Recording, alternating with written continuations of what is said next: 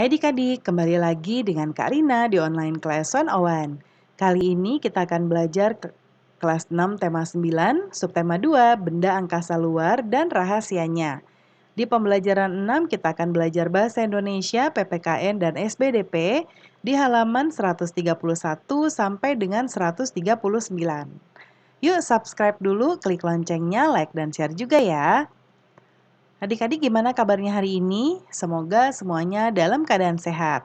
Nah, adik-adik coba perhatikan, ini ada gambar dalam satu putaran bulan mengelilingi bumi akan tampak beberapa bentuk kenampakan bulan. Ya, apakah yang ingin kamu ketahui tentang perubahan fase tersebut? Adakah pengaruhnya terhadap kehidupan manusia di bumi? Nah, fase bulan merupakan perubahan bentuk bulan kalau dilihat dari bumi ya. Lalu fase bulan berpengaruh pada pasang surut air laut di bumi. Lalu berikutnya bersama teman kelompok, carilah informasi sebanyak-banyaknya tentang fase bulan yang terjadi. Kamu bisa menggunakan semua informasi untuk memahaminya, ya. Lalu kita olah, lalu kita buatkan seperti ini, ya. Kita buatkan pameran berjalan atau gallery walk. Jadi buat poster ya. Nah ini contoh Karina buat seperti ini. Ini gambarnya bisa kita cari di internet ya. Kemudian keterangannya adalah, nah ini agak cukup banyak, adik-adik boleh catatkan karena kan nanti mau dibuat poster di dinding ya. Atau boleh juga misalnya adik-adik taruh poin-poin 1, 2, 3 dan seterusnya saja ya. Ini Karina buat lengkap selengkap mungkin supaya adik-adik nanti bisa ringkas juga boleh ya.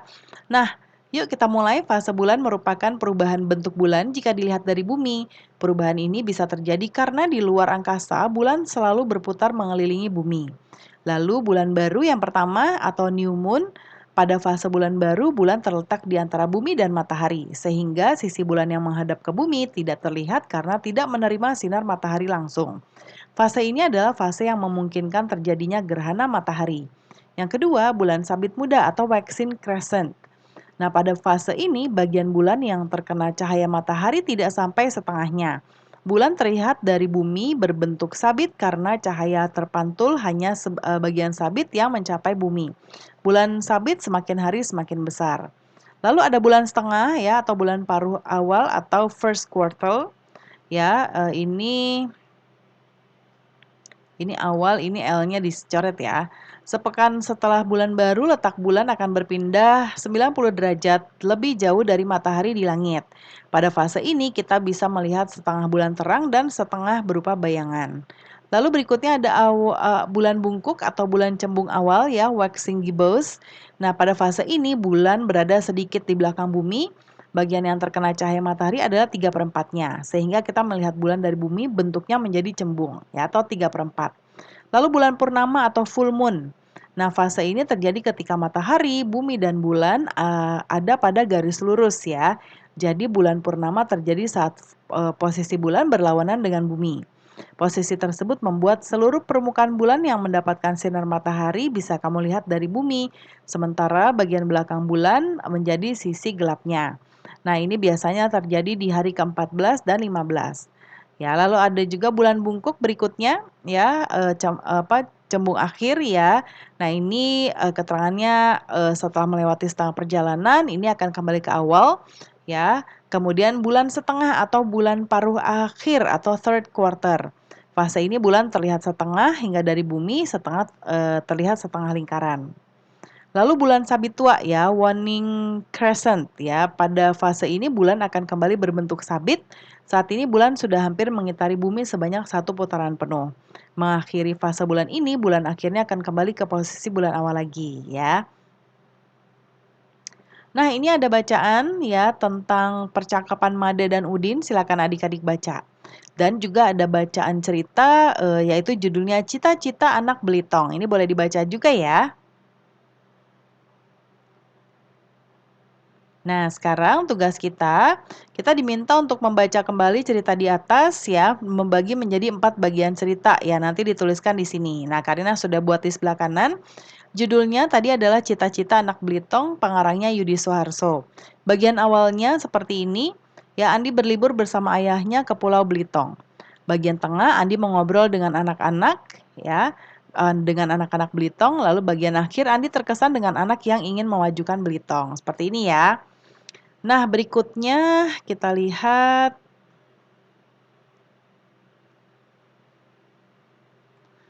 berikutnya yang nomor 3. Kalau kamu adalah penulis cerita di atas dan kamu diberi kesempatan untuk mengubah jalan ceritanya, bagian mana yang kamu ubah?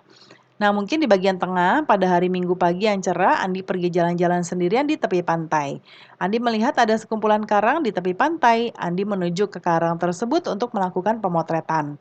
Beberapa anak penduduk setempat yang berada tidak jauh dari tempat Andi berdiri berteriak agar Andi mengurungkan niatnya.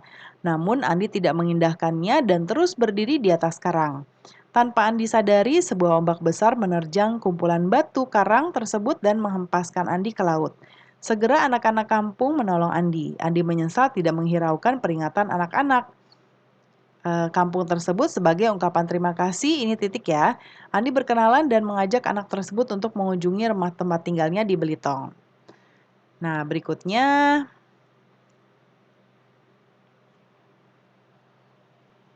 Nah, Karina kecilin lagi ya.